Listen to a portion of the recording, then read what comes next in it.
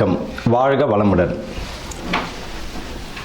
இப்போ நம்ம இந்த மாசி மாதம் பலன்கள், நட்சத்திர பலன்கள், 27 நட்சத்திரங்கள், ஒவ்வொருவரும் ஏதேனும் ஒரு நட்சத்திரங்களில் பிறந்திருப்பார்கள். ஒருவரும்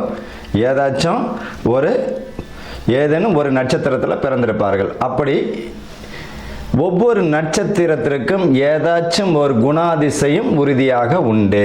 ஏதாச்சும் ஒரு குணாதிசயம் இருக்கும். 27 நட்சத்திரக்காரர்களுக்கு ஏதோ ஒரு வித்தியாசம் இருக்கும். இந்த மாசி மாதத்தில் எந்த மாதிரியான பலன்கள் இந்த நட்சத்திரக்காரர்களுக்கு நடக்க போகுது? உங்களுடைய ஜனன ஜாதகத்தில் அஸ்வினி நட்சத்திரம்னா அதுதான் உங்களுடைய ஜென்ம நட்சத்திரம்.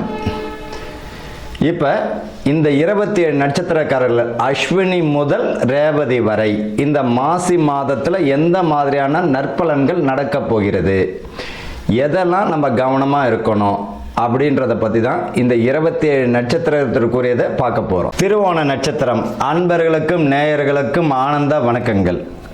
திருவோண நட்சத்திரம் சுவாமி வெங்கடேஸ்வர பெருமாள் பார்த்தீங்கன்னா திருவோண நட்சத்திரம் தான். சந்திரன் ஆதிக்கம் உடைய நட்சத்திரம் திருவோணம். மகிழ்ச்சியான நட்சத்திரம். எப்பவுமே ஹாப்பியாக தான் இருப்பாங்க, அறிவாளியாகவும் இருப்பாங்க. இவங்களை நம்பி ஒரு யோசனை கேட்டோன்னா அதுக்குரிய தெளிவு கிடைக்கும், அதில் சக்ஸஸாக ஆகும். இவங்களெல்லாம் பார்த்தீங்கன்னா உத்திராட நட்சத்திரக்காரங்க இந்த திருவோண நட்சத்திரங்களும் பக்கத்தில் வச்சுக்கிறது அவ்வளோ நல்லது. இவங்கள்ட்ட ஒரு 5 ரூபாய் வாங்கினா கூட உத்திராடம் பெரிய லெவலில் வளர்ந்துருவாங்க.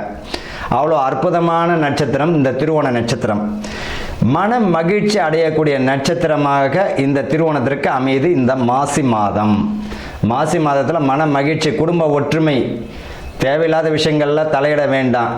பிரிந்த குடும்பம் சேர்வதற்கும் வம்ச விருத்தி அஸ்திவாரம் போடக்கூடிய மாதமாக இந்த மாசி மாதம் அமையும். கருத்தரிக்கும். இந்த மாசி மாதத்தில் அம்மன் வழிபாடு இவங்க எந்த அளவுக்கு எடுத்துக்கிறாங்களோ அந்த அளவுக்கு முழு வெற்றியும் தந்துவிடும். தடை தாமதம் அடைந்த திருமணத்திற்குரிய வாய்ப்புகள் வரும். காதல் முழு வெற்றியை தந்துவிடும். அதே போல் ஆப்ரேஷன் செய்து குழந்தை பெறுவதற்கு ரொம்ப அற்புதமான நாளாக பெற்றெடுக்கக்கூடிய வாய்ப்புகள் தரும் இந்த திருவோண நட்சத்திரம். இவர்களை பொறுத்த வரைக்கும் இவர்கள் விஷ்ணு வழிபாடு எப்பவுமே கையில் எடுத்துக்கணும். செவ்வாய்க்கிழமை வெள்ளிக்கிழமை அசைவம் தவிர்ப்பது நல்லது. இவங்களை பொறுத்த வரைக்கும் திருவோணம்னு வரும் காலங்களில். திருவோண நட்சத்திரம் வந்து பெருமாள் வழிபாடு, தாயார் வழிபாடு, கருடாழ்வார் வழிபாடு செய்வது மிக சிறப்பை தந்துவிடும்.